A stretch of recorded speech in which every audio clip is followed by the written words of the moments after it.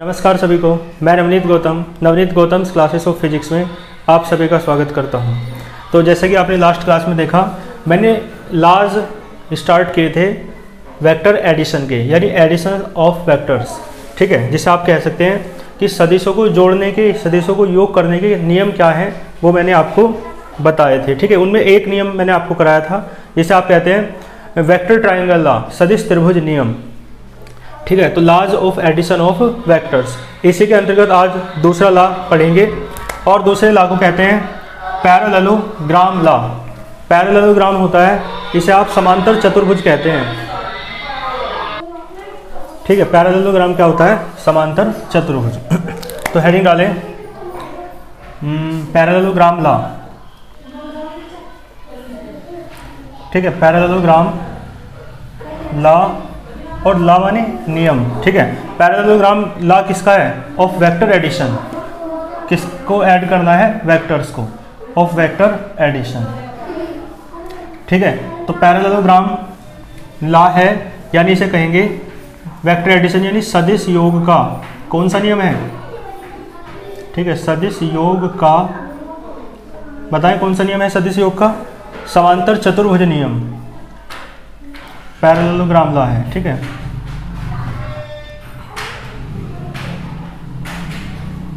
Clear होगा आपको यहाँ तक। और ये भी आपके लिए कोई नया नहीं है, क्योंकि ये भी आपने 11वीं क्लास में पढ़ा है। ठीक है, वेक्टर वाले चैप्टर में ही 11वीं क्लास में इसका जिक्र था। आओ नीचे देखते हैं क्या है फिर ये है 11वीं क्लास का समांतर चतुर्भुज नियम। चलो, समांतर चतुर्भुज देखो क्या होता है, आपको उसकी आकृति पता होगी। पैरेललोग्राम क्या होता है? कल की तरह ही है, जैसे मैंने बताया था आपके पास दो वेक्टर हैं, एक वेक्टर ए है और दूसरा वेक्टर बी है। ठीक है, तो देखो एक वेक्टर मान लो ये है वेक्टर ए, ठीक है, और एक वेक्टर मान लो ये है वेक्टर बी। इन दोनों को मिलाया था कल, है ना, एक ट्राइंगल बनाया था। लेकिन आज इन्हें मिला करके पैरेललोग्राम बनाना है, समांतर चतुर्भुज बनाना है। देखो कैसे, ये वाला इसी तरह रखा है, मान लो वेक्टर बी, और ये है ना इस तरीके से रख दो यहाँ पर। ठीक है, या आप पैरेललोग्राम देखो यहाँ रखेंगे तो क्या बन जाएगा? ट्राइंगल बनेगा कल की तरह। आप इसे यहाँ रखेंगे, देखो कल भी तो यहीं रखा था शायद, तो इसका मतलब है यहीं रखेंगे तो ट्राइंगल ही बन सकता है और पैरेललोग्राम भी बन सकता है। तो देखो वेक्टर बी ऐसा कैसे, ये वेक्टर ए को उठा के यहाँ रख लो, ये क्या है? Vector A. ठीक है, और पैरेललोग्राम आप जानते होंगे, पहले ट्राइंगल बनाएंगे, लेकिन आपको कल की तरह ही समझना है। बिल्कुल इस तरीके से बनाया था ना एक वेक्टर। पैरेललोग्राम बनाना है तो आपको इसके समांतर एक सदिश और खींचना पड़ेगा, एक वेक्टर और ड्रॉ करना पड़ेगा। इस तरीके से आप कर लो, चाहे ड्रॉ वो डॉटेड में।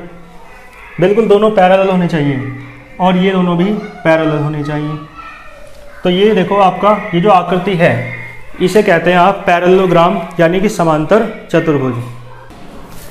ठीक है, तो ये आकृति क्या है? आपकी समांतर चतुर्भुज है, पैरेललोग्राम है। इसे नाम दे दो, ये पॉइंट आपका O है, इसे A कह दो, इसे B कह दो और इसे C कह दो। ठीक है, ये जो वेक्टर है कैपिटल में इसलिए नहीं माने क्योंकि कैपिटल में ये मान रहे हैं जो बिंदु हैं, पॉइंट्स हैं। ठीक है, तो स्मॉल में ही मानो आप वेक्टर, शायद एक दो में मैंने कैपिटल ले दिया हो तो उसे भी स्मॉल कर देना। ठीक है, क्योंकि अभी स्मॉल में मानते चल रहे हैं तो स्मॉल में ही मान के चलेंगे। यहाँ तक समझ में आया आपको? और आपकी बुक में भी स्मॉल में ही मान रखा है, तो बुक के अनुसार ही चलेंगे, क्योंकि ये बुक ही हम करेंगे अच्छे से। तो ये क्या है? आकृति समांतर चतुर्भुज है, पैरेललोग्राम है। इसमें आप देखो वेक्टर एडिशन वाला तो रूल मैंने बता ही दिया है। तो आप यदि इसमें ये निकालना चाहोगे तो मैंने बता रखा है आपको कि यदि आप OB निकालना चाह रहे हैं, ठीक है, तो OB निकालने के लिए आपको पता है वो नियम क्या है। भाई देखो, मान लो O से B पर जाना है तो आप या तो डायरेक्ट जा सकते हो O से B पर, या पहले O से A पर जाओ और इसे B पर जाओ। तो देखो वेक्टर OB कितना आ जाएगा? वेक्टर OB आ जाएगा, वेक्टर OB बराबर vector OA plus vector AB। ठीक है, vector OA plus vector AB। ठीक है, वेक्टर OB किसके बराबर है? Vector OA plus vector AB। ठीक है ना, क्योंकि एक रास्ता तो ये है, कल बताया था मैंने, और दूसरा ये है ऐसे। तो वेक्टर ओ बी बताएं कितना आएगा। वेक्टर ओ बी है आपका, ओ ए देखो कितना है, ओ ए वेक्टर बी, और वेक्टर ए बी कितना है, vector A B vector A है। ठीक है जी, क्लियर है। तो आपने इस ट्राइंगल के अनुसार निकाला है, ये कौन से ट्राइंगल के अनुसार, तो मैं लिख देता हूँ ऊपर, इन ट्राइंगल, किस ट्राइंगल के अनुसार निकाला है, ओ ए बी के अनुसार, इस त्रिभुज के अनुसार निकाला है वेक्टर ओ बी, तो आया है vector B plus vector A. ठीक है जी। और दूसरे ट्राइंगल के अनुसार निकालो जो ऊपर वाला है, जिसका नाम है ओ सी बी, या ओ सी बी रखो, ओ सी बी है ना, in triangle O C B. तो इसमें लगाए ये वाला, मान लो बी पर जाना है आपको, तो डायरेक्ट या तो ओ से बी पर चले जाओ, या ओ से सी पर और प्लस सी से बी पर। तो ओ से सी पर और प्लस सी से बी पर। आपको भी एक बात जरूर पता होनी चाहिए, जो पैरेलल हैं, समांतर हैं, जैसे ये दोनों समांतर हैं, तो यदि ये वेक्टर ए है तो ये भी कितना होगा, वेक्टर ए होगा। ठीक है, ये देखो ये और ये भी पैरेलल हैं, समांतर हैं, तो ये वेक्टर बी है, तो ये भी वेक्टर बी होगा। ठीक है, तो देखो ओ सी कितना है, ओ सी है आपका वेक्टर ए, और सी बी कितना है, वेक्टर बी। ठीक है, सी बी कितना है, वेक्टर बी। तो देखो ओ बी यहाँ से कितना निकल जाएगा, ओ सी कितना है, वेक्टर ए, और सी बी कितना है, वेक्टर बी। ठीक है, तो आप देख पा रहे हैं vector A plus B, vector B plus A, O B निकल जा रहा है, तो ये तो एक ही बात है ना। तो इसका मतलब ये हुआ, ये जो निकल के आएगा बीच वाला ओ बी, वो क्या है, एडिशन है। देखो दोनों वेक्टर के बीच एडिशन हो रहा है ना, योग हो रहा है, दोनों वेक्टर के बीच एडिशन हो रहा है, योग हो रहा है। तो इसका मतलब है ये लॉ है, ये नियम है वेक्टर को ऐड करने का, वेक्टर एडिशन का, और इसमें समांतर चतुर्भुज पैरेललोग्राम बना रहे हैं, इसी कारण इस लॉ को पैरेललोग्राम लॉ कहते हैं, समांतर चतुर्भुज नियम कहते हैं। ठीक है, तो ये लॉ था, आप इसे नोट करें। ठीक है जी, तो ये लॉ आपके समझ में आया होगा। और हाँ, जो ये आए हैं इन्हें आप बॉक्स में बंद कर लो। ठीक है, मैं इसे रफ कर देता हूँ, हालांकि इसे रफ करने की जरूरत नहीं पड़ेगी, तो दूसरी हेडिंग है वो बिल्कुल इसी की तरह हो जाएगा। ठीक है, तो ये लॉ आपको समझ में आया होगा कि समांतर चतुर्भुज या पैरेललोग्राम के द्वारा वेक्टर्स को कैसे ऐड कर सकते हैं, कैसे जोड़ सकते हैं, तो इस प्रकार से जोड़ सकते हैं। ठीक है, और तो ये लॉ मैंने करा दिया है, आप इसे नोट कर लो। और बाकी मैं सेकंड मतलब लास्ट तो होगी, अब एक थ्योरम कराता हूँ। ठीक है, हेडिंग डालो थ्योरम फर्स्ट। इसमें थ्योरम है कई, तो उन थ्योरम्स को हम बारी बारी करके करेंगे। ठीक है, बिल्कुल मैथमेटिक्स है। और अब देखो कई वर्ड ऐसे आएंगे जिनकी हिंदी देखो हमने भी नहीं पढ़ी है ना, तो इसलिए आप हिंदी इंग्लिश के चक्कर में मत उलझो, आपको समझना है ये बस, है ना। एक डर ही तो है कि हिंदी क्या है, इंग्लिश क्या है। मेन चीज़ तो आपको समझ के ही जब मैं समझाऊंगा तभी समझ में आएगी ना। देखो वो नियम क्या है, वो थ्योरम है बल्कि, तो थ्योरम फर्स्ट कह दो या वन कह दो, है ना, 1 2 3 ऐसे चलेंगी, बहुत सारी थ्योरम होगी। तो थ्योरम वन, देखो थ्योरम वन क्या कहती है, थ्योरम वन कह रही है कि वेक्टर एडिशन यानी वेक्टर का जो सदिशों का जो योग है, ठीक है, इज कम्यूटेटिव। अब देखो यहाँ तक मैं हिंदी ट्रांसलेट कर सकता हूँ, लेकिन आगे कम्यूटेटिव की हिंदी क्या है, ठीक है, हमने भी नहीं पढ़ी कभी कम्यूटेटिव, क्योंकि मैथ में होता है, और मैथ तो आपको पता है कंपलसरी इंग्लिश में ही होता है आपका। ठीक है, तो वेक्टर एडिशन इज कम्यूटेटिव, तो आपको कम्यूटेटिव वर्ड से घबराने की जरूरत नहीं है। इसका जो अर्थ क्या है या इसका क्या मीन्स है, इस तरीके से देखेंगे, समझ के तो आपको समझ में आएगा। तो आप समझना कम्यूटेटिव ये वर्ड होता है। ठीक है, तो वेक्टर एडिशन कैसा होता है, कम्यूटेटिव होता है। ये थ्योरम है, ये प्रूफ करना है आपको, है ना, ये क्या करना है, प्रूफ, सत्यापित करना है। तो देखो वेक्टर एडिशन यानी सदिशों का जो योग है जो हम कर रहे हैं वो कैसा होता है, कम्यूटेटिव। और कम्यूटेटिव का मैं अर्थ आपको बता दूं, कम्यूटेटिव होने का अर्थ पता क्या है कि मान लो दो वेक्टर हैं, एक वेक्टर स्मॉल ए और दूसरा वेक्टर स्मॉल बी, दो वेक्टर हैं। तो यदि आप उन्हें ऐड करो, ठीक है, तो आप उन्हें किसी भी प्रकार से ऐड कर सकते हो। ठीक है, इस प्रकार से, चाहे ए को पहले लिखो बी को बाद में लिखो, या बी को पहले लिखो, ए को बाद में लिखो, तो दोनों का मतलब एक ही होता है। ठीक है, यानी ये तो आपको पता ही है भाई, 2 + 3 प्लस बराबर 3 + 2 एक ही बात है, लेकिन वहाँ पर संख्या थी, यहाँ पर ये वेक्टर लग रहा है। तो ये बताना है कि वेक्टर में इन्हें आगे पीछे कर देने पर भी कोई फर्क, वेक्टर में भी कोई फर्क नहीं पड़ता है। ठीक है, तो ये जो प्रॉपर्टी है, ये जो गुण है, इसे कहते हैं कम्यूटेटिव प्रॉपर्टी। ठीक है, तो बस आप समझ जाएंगे, इसमें कोई दिक्कत वाली बात नहीं है। यानी आपको प्रूफ जो करना है वो ये करना है। ठीक है, तो आप दैट इज करके लिख दो, थ्योरम लिखना, थ्योरम फर्स्ट ये लिखना, और दैट इज करके लिख देना अर्थात करके। इसका मतलब है वेक्टर एडिशन इज कम्यूटेटिव। इसका मतलब क्या है कि ये प्रूफ करना है कि वेक्टर a + b जो होता है ना, वेक्टर b + वेक्टर a के बराबर होता है। और देखो ये तो हम प्रूफ कर चुके हैं, देख लो चाहे। तो सबसे पहले आप डायग्राम बनाना, और डायग्राम में जो दे रखा है देखो काफ़ी, ये लिख लो सब, है ना। जैसे आप देखोगे डायग्राम में OA कितना है, एक बात और देखो, OA किसके बराबर है, CB के बराबर है ना।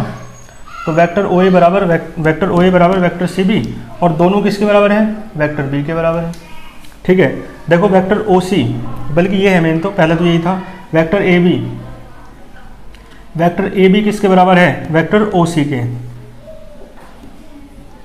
वेक्टर AB वेक्टर OC के बराबर है, और दोनों ही किसके बराबर है, ये वेक्टर A के, इस तरीके से। ठीक है, तो जो जो दे रखा था वो लिख लिया, बाकी इनकी इसमें कोई ज़रूरत नहीं है थ्योरम में। ठीक है, तो आप सबसे पहले प्रूफ हेडिंग डाल के, यहाँ तक तो ये क्वेश्चन था, मतलब थ्योरम थी, और प्रूफ डाल करके आप डायग्राम बनाना, और फिर ये लिख देना, है ना, जो जो दे रखा है। ठीक है, चलो यहाँ तक क्लियर होगा आपको। और फिर इसके बाद ये सब है कि ट्राइंगल लिया OAB, ये तो मैं आपको समझा चुका हूँ। वेक्टर OB इतना आया, वेक्टर OB दूसरे ट्राइंगल लिया तो इतना आया। तो यहाँ से देख रहे हो वेक्टर OB दोनों बराबर आ रहे हैं ना, मतलब वेक्टर OB। देखो एक काम करो, इसे इक्वेशन फर्स्ट डाल दो, इसे इक्वेशन सेकंड डाल दो। थ्योरम में उस क्वेश्चन में तो उतना ही रखना था। और आप देखोगे यदि आप करेंगे from equation first and second, तो आप देखेंगे OB इसके बराबर है, OB इसके बराबर है, और OB बराबर है, तो समीकरण 1 व 2 से दोनों को बराबर रख देंगे, इन दोनों को। तो क्या लिखेंगे, from equation first and second, from equation first and second, समीकरण 1 व 2 से वेक्टर OB के दोनों मान बराबर रखो, तो क्या आएगा, vector B plus vector A, ये किसके बराबर हो जाएगा, vector A plus vector B। और इन्हें उस तरीके से लिख लो, ये वाला इधर लिख लो, ये वाला इधर लिख लो, तो क्या आ जाएगा, ये आ जाएगा vector A plus vector B बराबर आ जाएगा vector B plus vector A। तो देखो प्रूफ होता गया, यही तो प्रूफ करना था आपको, यही प्रूफ करना था। ठीक है, ये कि वेक्टर A प्लस B किसके बराबर होता है, वेक्टर B प्लस A के बराबर होता है, और इस प्रॉपर्टी को ही आप कहते हैं कम्यूटेटिव प्रॉपर्टी। ठीक है, तो हिंदी देख लेना आप, इसकी गूगल वगैरह पे कहीं मिल जाए तो। बाकी हिंदी के चक्कर में मत पड़ो, आपको समझ में आएगा। क्यों, क्योंकि मैंने बता दिया है कम्यूटेटिव प्रॉपर्टी क्या होती है। ये होती है कि उनका क्रम बदल दिया जाए तो क्या हो जाता है, क्रम भी बदल दिया जाए तो भी कोई फर्क नहीं पड़ता है। ठीक है, तो वेक्टर एडिशन यानी सदिशों का योग जो होता है कम्यूटेटिव होता है, और कम्यूटेटिव होने का अर्थ ये है, तो यानी यही प्रूफ करना था, तो हमने प्रूफ कर दिया है यहाँ तक। ठीक है, तो आप सबसे पहले मैंने बताया थ्योरम लिखेंगे यहाँ तक, थ्योरम का स्टेटमेंट, और फिर ये प्रूफ है, प्रूफ में पहले डायग्राम, फिर ये, और फिर यहाँ तक नोट कर देंगे। ठीक है, तो इसे नोट करो, फिर मैं आगे चलता हूँ। ठीक है, तो आप वीडियो को पॉज करके नोट कर लीजिए। तो मैं रफ कर देता हूँ, आइए नेक्स्ट टॉपिक पर चलते हैं। हेडिंग डालो, कंपोनेंट्स ऑफ वेक्टर। वेक्टर के कंपोनेंट्स क्या क्या होते हैं वो देखेंगे। कंपोनेंट्स क्या होता है, कंपोनेंट्स कहते हैं घटक, और सदिश होता है वेक्टर। तो यानी सदिश के घटक क्या क्या है वो हमें देखनी है। ठीक है, हेडिंग डालो, कंपोनेंट्स ऑफ ए वेक्टर, यानी सदिशों के वो सदिश के घटक, कंपोनेंट्स ऑफ ए वेक्टर। किसी कोई सदिश है, कोई वेक्टर है, उसके आपको कंपोनेंट्स बताने हैं, तो यानी किसी सदिश के घटक। ठीक है, किसी सदिश के घटक, कंपोनेंट्स क्या होते हैं, घटक जिनसे मिलकर वो बना होता है। ठीक है ना, कंपोनेंट्स किसे कहते हैं, घटक किसे कहते हैं, यानी कोई चीज़ जिन पार्टिकल से या जिन चीज़ों से कुछ भी हो A to Z है ना, जिनसे मिलकर बनता है वेक्टर, उसे वेक्टर के कंपोनेंट्स कहते हैं, घटक कहते हैं। ठीक है, देखो जैसे कि एक डायग्राम बनाएंगे इस तरीके से ना, ये आपको पता है एक्स एक्सिस है, वाई एक्सिस है और ये जेड एक्सिस है। ये आपका मूल बिंदु है, ओरिजिन कहते हैं आप इसे, है ना। और मान लो कोई पॉइंट P है यहाँ पर, इसके जो कोऑर्डिनेट्स हैं, कोऑर्डिनेट्स यानी निर्देशांक जो हैं इसके, वो मान लो कितने हैं, x, y, z। इसका मतलब ये हुआ, ठीक है, इसकी पोजीशन आप फाइंड कर रहे हैं पॉइंट P की, कहाँ से, मूल बिंदु से।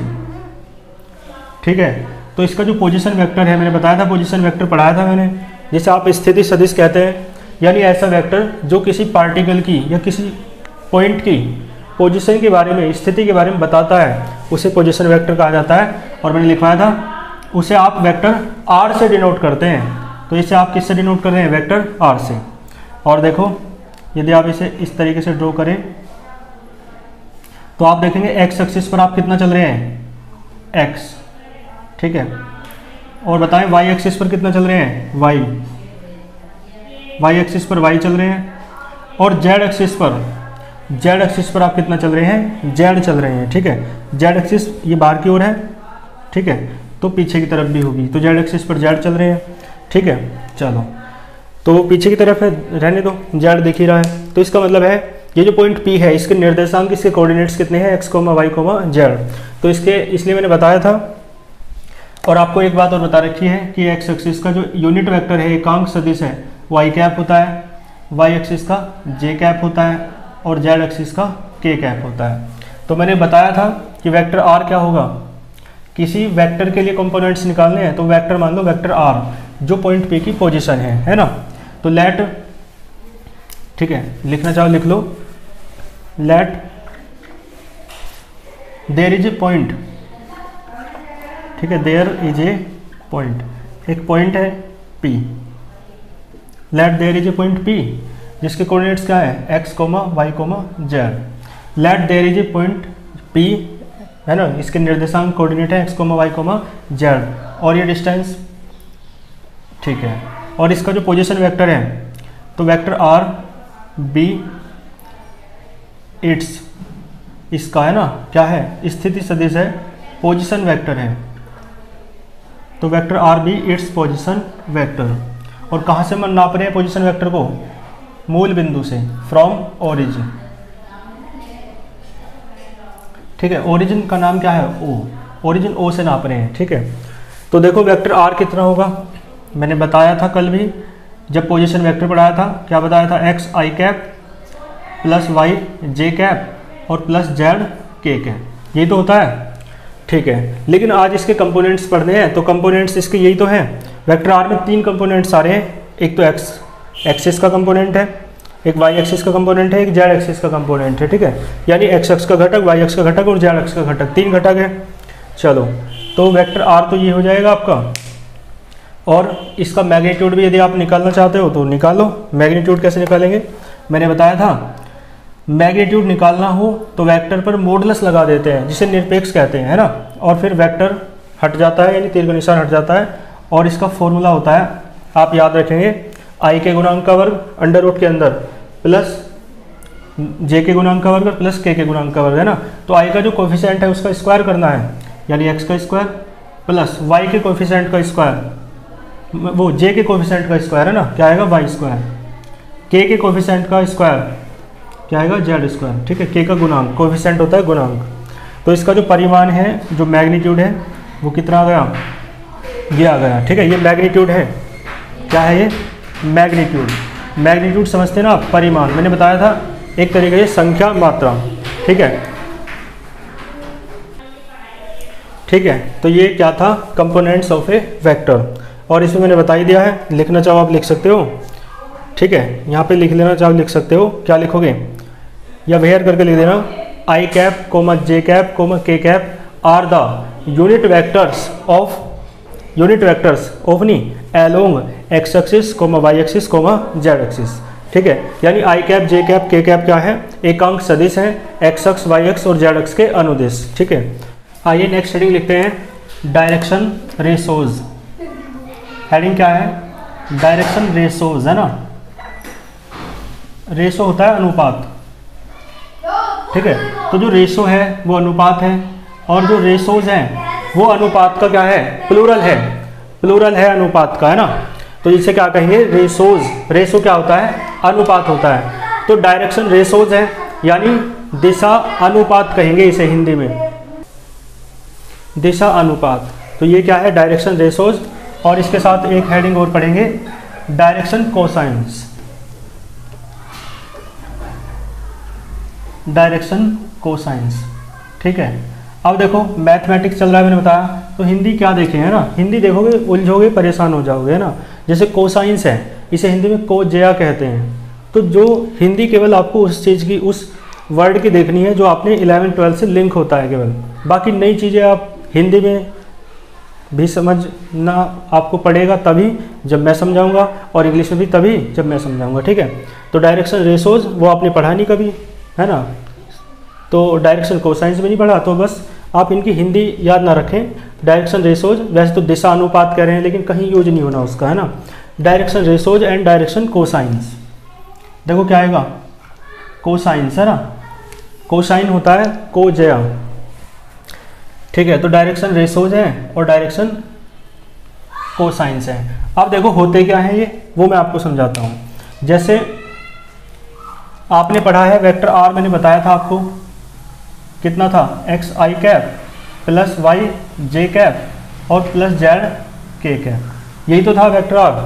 तो ध्यान देना, इसमें जो आई जे और के गुणांक हैं, के कोफिशिएंट्स हैं, उन्हीं ही आप क्या कहते हैं, डायरेक्शन रेशोज कहते हैं। ठीक है, तो यानी मैं लिखना चाहूँ तो लिख सकता हूँ द कोफिशिएंट्स। कोफिशिएंट्स होते हैं गुणांक, द कोफिशिएंट्स, किसके कोफिशिएंट्स, ऑफ एक्स, एक्स तो कोफिशिएंट खुद है, of I cap comma J cap and K cap. इनके जो कोफिशिएंट्स हैं, the coefficients of I cap comma J cap and K cap are known as direction ratios.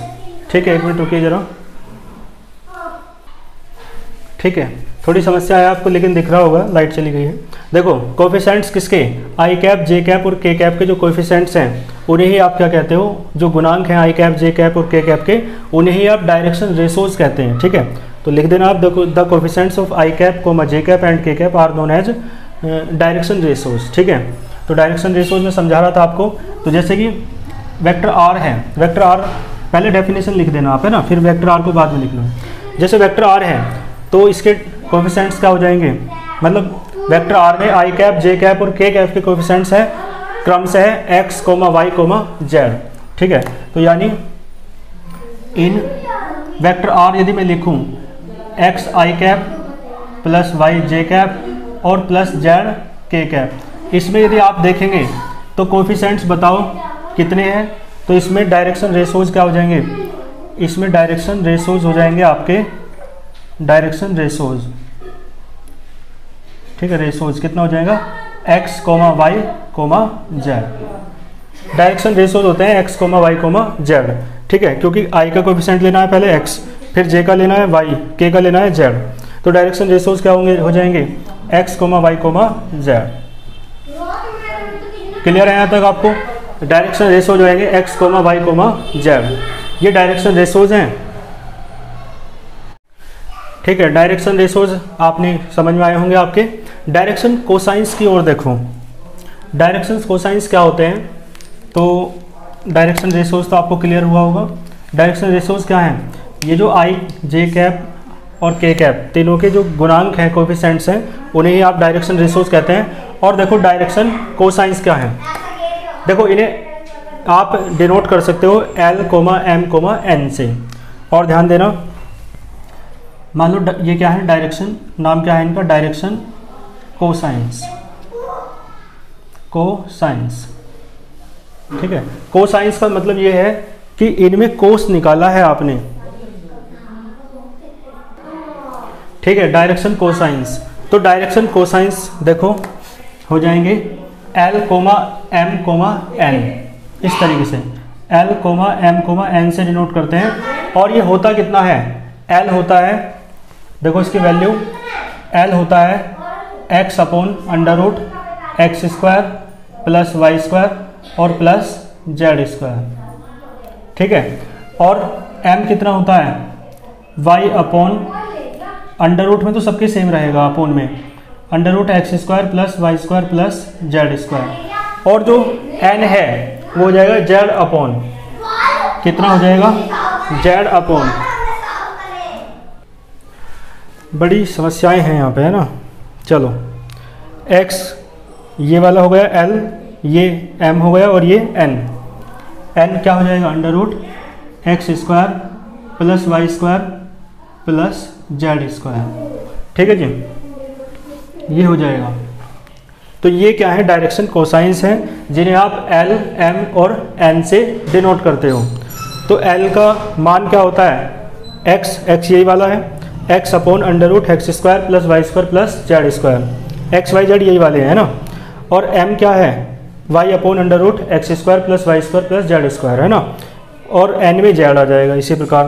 तो ये क्या है, डायरेक्शन कोसाइंस है, आप लिख सकते हो डायरेक्शन कोसाइंस। और हिंदी में कहेंगे दिशा कोजया, तो डायरेक्शन कोसाइंस,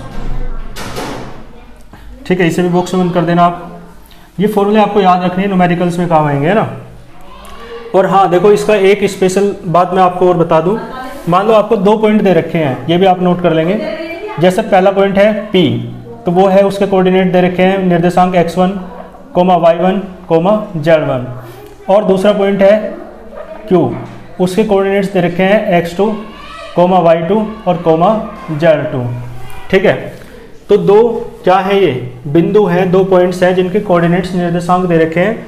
तो आपको इनके डायरेक्शन रेशोज निकालने हो, यदि PQ दे रखे हैं तो वेक्टर PQ का डायरेक्शन रेशो आपको निकालने हो, तो डायरेक्शन रेशो निकालो किसके, तो देखो डायरेक्शन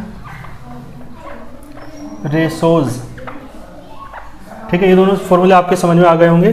तो direction ratios of vector PQ, P और Q से मिलकर क्या बना, वेक्टर PQ। तो देखो वेक्टर PQ पता है क्या होता है, vector OQ minus vector OP, ठीक है। यानी O क्या है, ओरिजिन है, मूल बिंदु है। आप याद रखेंगे, ये आपने पढ़ा होगा 11th क्लास में भी। PQ बराबर क्या होता है, OQ, Q पहले आता है और फिर O के साथ P बाद में आता है। इसका मतलब है बाद वाले में से पहले वाला घटा देना है। तो देखो इसके जो डायरेक्शन रेशोज आ जाएंगे ना, वो आ जाएंगे बाद वाले कोऑर्डिनेट्स में से पहले वाले कोऑर्डिनेट घटाने, x में से x वाला, y में से y वाला, z में से z वाला। तो क्या आ जाएगा, x2 माइनस x1, कोमा क्या आएगा, y2 minus y1, coma z2 minus z1। तो ये क्या है आपका, ठीक है, ये भी आप लिख देना। ये डायरेक्शन रेशोज हैं किसके, है ना, direction ratios of vector PQ। तो वेक्टर PQ के डायरेक्शन रेशो इस तरीके से निकलते हैं। यानी ये x है, ये y है, ये z है। यानी यहाँ पे ये x है, ये y है और ये z है। x की जगह क्या है, x2 माइनस x1, y की जगह क्या है, y2 माइनस y1 और z की जगह क्या है, z2 माइनस z1, ठीक है। और x y z को ही मतलब 2 तरीके से न्यूमेरिकल आ सकते हैं। यदि ऐसे आते हैं डायरेक्टली, डायरेक्शन ये दे देता है वेक्टर, डायरेक्शन रेशो पूछता है तो डायरेक्टली लिख दो, और डायरेक्शन कोसाइंस पूछता है तो डायरेक्ट लिख दो। लेकिन यदि 2 पॉइंट दे देता है कि 2 पॉइंट दिए हैं, उनके डायरेक्शन रेशोज बताओ, उनके डायरेक्शन कोसाइंस बताओ, तो पहले डायरेक्शन रेशो आपको निकालने पड़ेंगे बाद वाले कोऑर्डिनेट्स में से पहले वाले कोऑर्डिनेट्स को घटा करके इस तरीके से। तो ये जो कोऑर्डिनेट आएंगे वही एक्स वाई जेड होंगे और उसकी हेल्प से फिर आप डायरेक्शन कोसाइंस भी निकाल सकते हैं, ठीक है। तो ये था आपका direction ratios and direction cosines. इसका न्यूमेरिकल भी हम आगे करेंगे, ठीक है जी। तो आज के लेक्चर में इतना ही रखते हैं, यहाँ तक आप कर लीजिएगा और नेक्स्ट लेक्चर में मैं आपको इसके न्यूमेरिकल्स कराऊंगा, है ना। न्यूमेरिकल्स जो एग्जांपल्स वगैरह दे रखे हैं, ठीक है, अच्छे से पढ़ते रहिए और अपनी जो डाउट्स हैं, क्वेरीज हैं, अपनी प्रतिक्रियाएं मुझ तक अवश्य भेजते रहिए कमेंट्स के माध्यम से। All the very best.